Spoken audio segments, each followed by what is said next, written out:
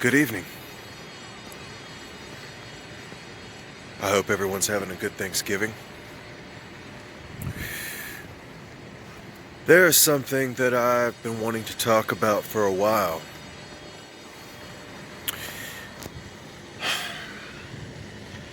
I hear a lot of Jehovah's Witnesses, and I've also been told this, and even used to say it many times myself when I was a Jehovah's Witness. This isn't just for Jehovah's Witnesses. This is also for people who are very strict and religious with their children as far as the way that they raise them. A lot of times, these well-meaning parents think that complete and total abstinence is what needs to be done with regard to coming of age, maybe drinking, smoking, and having sex, especially sex. They think that if they can teach their children to just abstain from it and make it a taboo subject, that maybe that will protect them. The problem is that that really never happens. And so I wanted to talk about a middle ground tonight, and this is probably something that a lot of ExJWs and ex-religious people have probably covered quite a lot.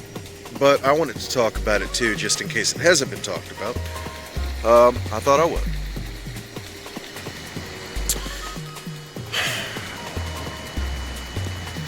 When a child goes off and gets into trouble, witnesses and strongly religious parents, it's not because they got into the world. It's because you did not raise them with the social skills necessary for them to know what to do and to know the middle ground. You see, total abstinence is not the way to go about teaching your kids about sex and getting out into the world. Neither is completely whoring around without any fear of consequences, because obviously that's not good either. But I really do resent, very much so, a lot of Jehovah's Witnesses, because that's the religion that I grew up in and became part of. I resent Jehovah's Witnesses very much when they say, yeah, that's right, see, he, caught a STD or got into all this trouble and he's going through all this drama now, losing his house or going through a divorce or a breakup now because, he got out into the world. No, he's not. He's going through hell right now because he was never given the social skills to know what to do. And he did not, on top of that, he didn't have the experience necessary from his youth to know what to do. Think about this. What happens when kids are in high school and they're coming of age? They go crazy. They get involved in all kinds of sex, drugs, alcohol. Sometimes some of this is dangerous. Well, think about this.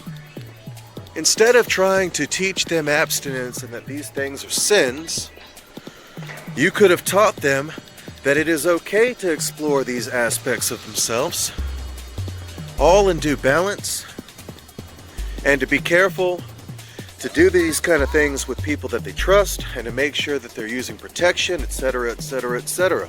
That would have been the middle ground that could have probably protected them from several of the things that they got into.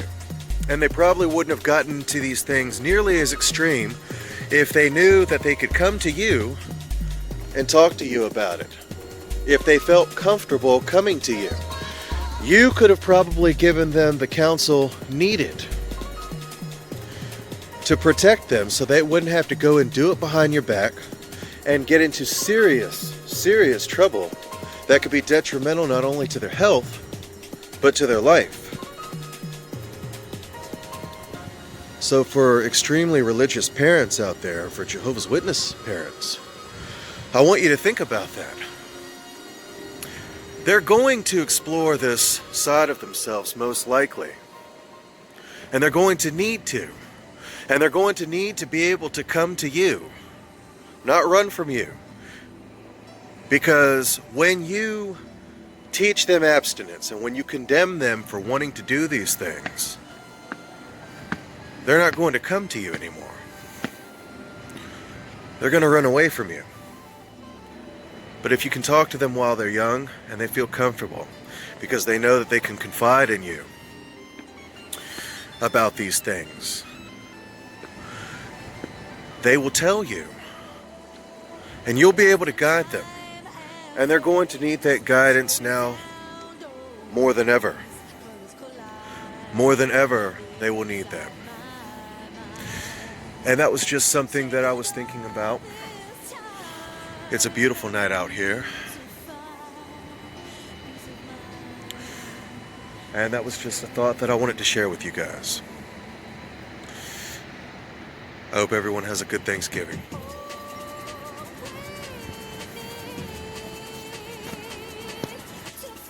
I also wanted to add that the reason that I'm talking about this tonight is because my daughter is 12 years old and she's coming of age.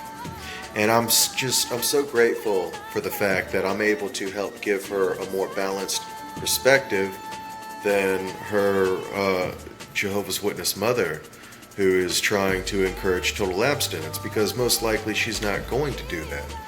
Total abstinence is going to just encourage her to be secretive. But she is comfortable coming to me. My own daughter is comfortable coming to me. And this is great because I'm able to help guide her and give her sound advice. My buddy Mike is actually right here too, and we were talking about it for a few minutes while the camera was off. So Mike, did your mother, who, because Mike also comes from a strict Jehovah's Witness background, did your mother encourage you to abstain by teaching you abstinence? It was never discussed. It was a thing of where sex was not discussed. It was taboo. It was, you shouldn't talk about this. You shouldn't do this no matter what. And that, I feel, hurt more, because if you don't have that instruction, then where are you going to find it? You're going to go out and you're going to look for that instruction. You're going to look for it in other places because you didn't get it at home. So I feel like that hurt more. I mean, of course, they tell you do not have sex before marriage, no matter what. And if you do, you have to go talk to the body of elders and describe in depth what you did. But no, it was never discussed. It was a thing that was, you don't do it, you don't talk about it. And so, of course, I had to learn about it other ways. Yeah, and do you think that was healthy, or do you think it was dangerous? No, it's so unhealthy because you need your parents to talk to you about that, because those are the people that are closest to you. So, of course, you need your parents to tell you those things. Right. And, I'm sure when parents are really religious, obviously we feel like we can't even come to them about something that we might need to come to them about the most. And, that was something that I was thinking about tonight, and I wanted to elaborate on that. So, before we go, Mike, I think you're probably the same way when it comes to how you raise your son, as far as, you don't teach him abstinence. You try to give him the social skills needed so that when he's in that situation, because he will be, because we can't be around our children forever, you try to teach him what to do. Exactly. You teach him to be safe, because it's going to happen. It's not something that's not ever going to happen. So you teach them when it does happen, not if, when it does happen. Right. Be safe. Use protection. Only do it with someone that you're comfortable with. Don't take Make sure you risks. trust them. Make sure you trust them, exactly, because that's very important. And those things go a long way, because we can't stop our children from having sex. We shouldn't want to stop our children from having sex, because it's a natural thing. You just want them to do it safely. Right. And this is what we out here in the world call balance. It's not us wanting to just give in to sin and temptation and do what we want to do, as much as it is us accepting our inherent nature as sexual creatures and then learning how to be responsible instead of deny these things, find the middle ground, which I believe is safe. Yeah, thanks for that, Mike. Yeah, but I wanted to add that in before I finish this video. And again, I hope everyone's having a great Thanksgiving, and thanks for watching.